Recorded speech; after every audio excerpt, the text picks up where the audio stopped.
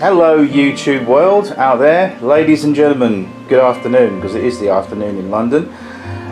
Very warm welcome to the video today to you all watching this from wherever you may be watching it from, and I hope that you're all safe and well and keeping safe and sensible with your family and loved ones. Anyway, thanks for joining me on the video today. I'm going to keep this video as short as possible because I know the recent ones are a little bit long. But you know me, 10 minutes turns into 20 minutes. So we're going to run some trains today. Before I do, I'm going to show you a little important few updates on the layout. The first thing is, I didn't show you in the last video and I totally forgot. I'm going to show you now.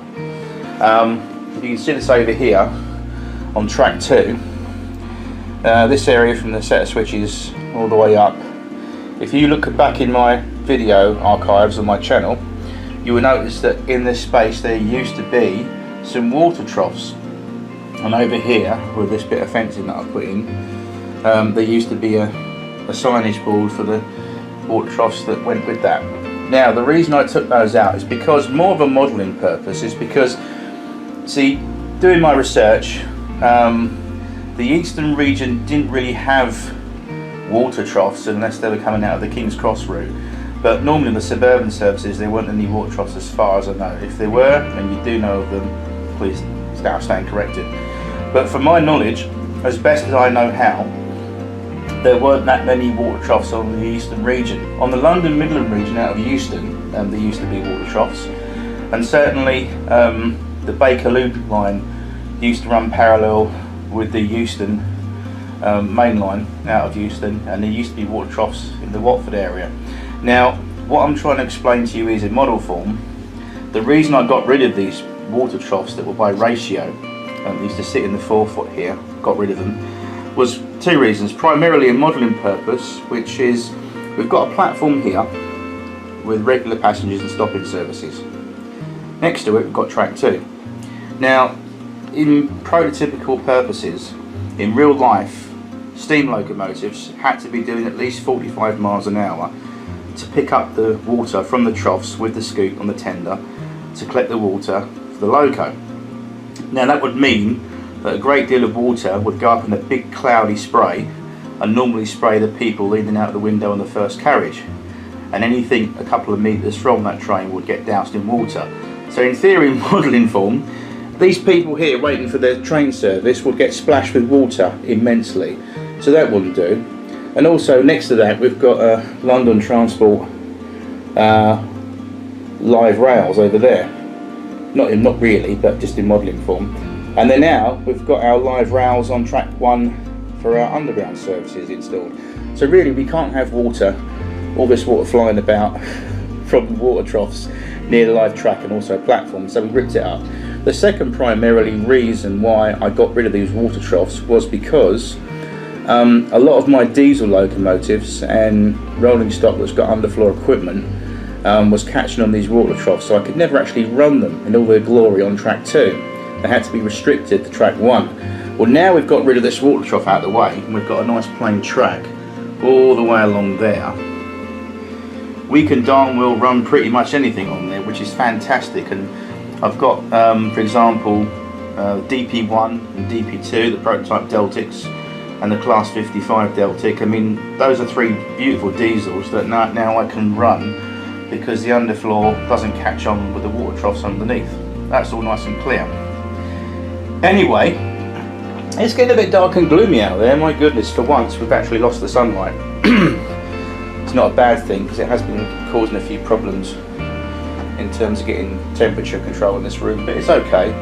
Anyway, popping the light on, putting the house lights on as it were, I'm going to show you, I finished folks my conductor rail. Woohoo! Finally it came from Rails of Sheffield yesterday. The Pico IL1, which for those of you who don't know, that's Pico code 60, which is Z gauge running rail if you're building your own track, but it works perfectly scale wise if you're building Southern Region 3rd rail or London Underground 4th rail systems. So what I've done, I'll take you over for a little tour, and it's all in place and all painted up, so there we go. So from the tunnel mouth there, we've got our 4th rail in place, and then coming across the switches I haven't gone too mad by laying bits in the middle there, but they come off there. And I'm just going to swing the camera around to an overhead drone type shot.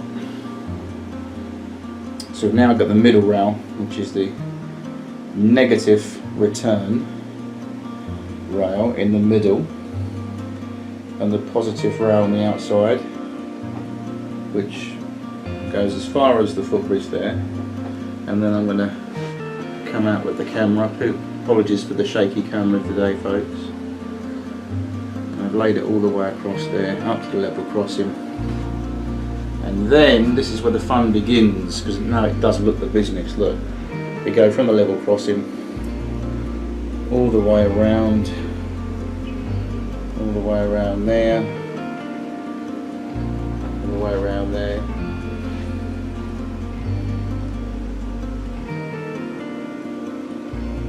And it goes up towards the tunnel mouth, and it continues over on the other side, just behind those maroon grizzlies. So what I'm going to do, I'm going to stop the camera, and then I'll take you over the back of the layout, and we'll also get some nice running shots from over that side. And you can see the fourth rail in place, painted. And of course, unfortunately, sadly, it doesn't work. I'm not going to energise it with 630 volts. But I think for the eye's purpose, you will agree, it doesn't look half bad. I mean, obviously, I could have laid it on the official Pico, whatever it is, code insulators. I learned my valuable lesson with installing them on the third track, which is over here. Those have got the Pico insulators on, as you can see. They look okay, but they're really super fiddly to do. And you're supposed to take a very fine drill bit and neatly drill the ends of the sleepers and also in the middle. Now, unless someone actually invents some kind of template that clips over the sleepers individually and gives you the accurate holes exactly for the centre and the outer sleepers, it's a very, very fiddly job in getting that correct. And also, it's just really fiddly. And then once you've drilled the holes, you've got to thread the conductor rail insulators onto the sections of conductor rail in the right place. Then you've got to glue them in place. Then you've got to seat them right, and then you've got to paint them more. So to save time fart arsing about, excuse my French today, but it is fart arsing about. It's in simple layman's terms, it's very fiddly. Whereas we glue them directly to the sleepers, or I glued them directly to the sleeper ends in the middle. It looks quite believable, as you can see, and especially with the recently installed cable runs, I mean, it don't half look the part. I think it looks pretty good.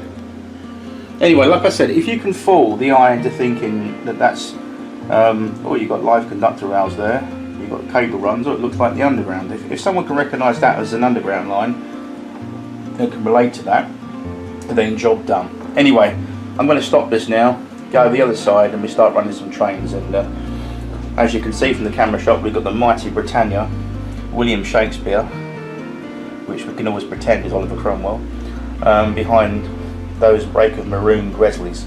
So let's stop the camera now and get some trains running, and go and get a cup of tea and coffee. It's important to keep yourself hydrated during these coronavirus lockdown days. See you in a bit.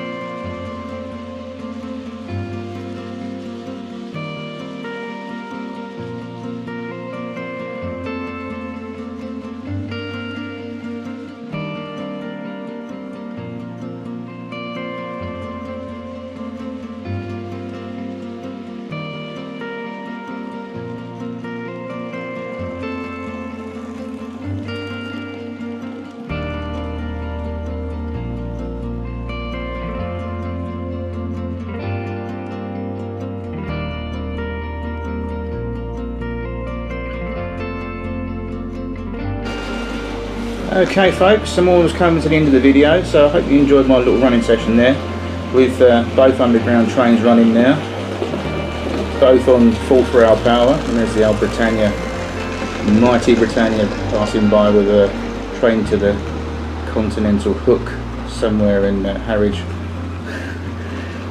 I always pretend that engine actually over there is my favourite Britannia of all. Not Britannia 7000, but Oliver Cromwell's my favourite Britannia, having actually stood on the footplate, blown the whistle, and actually seen it in real life. And it's my sincerest wish that they really do get Britannia back in, not Britannia, Oliver Cromwell back in steam, hopefully in the near future. Anyway, before I leave you with this shot of the two tube trains in a platform, exchanging customers, I'm going to show you something else I've been working on as well. Okay, if we go up to my little shelf up here, turn the fan off because it interferes with the mic sometimes. This J15, you've probably seen before dozens of times on the layout running. I've done a review of it, but my J15, I've done something a little bit different to it, which is definitely a Stratford machine now. I've painted the side cranks red. I've done that on both sides. Excuse me. And that is very characteristic of the J15s that were at Stratford when they were first built, and certainly on the Great Eastern. The Great Eastern had the thing about their N7s and J15s towards the latter years having their red side cranks painted red, and I think it makes it look very unique. And what I've done, I haven't used the bright red paint out of the tin as it is. I've actually watered it down with some thinners to create this sort of red wash, but also a slightly dirty, weathered look on the old cranks there, and I'm very pleased with that. So that's my little J15 I was doing the other day, all nice and dried up there. So I'm going to stop the video now. I'd like to say thank you very much for watching. Hope you've enjoyed the trains today, hope you've enjoyed the update, and stay tuned, and who knows what I'll be running next. Anyway, take care, stay safe, and my very best to you. Take care now, bye bye.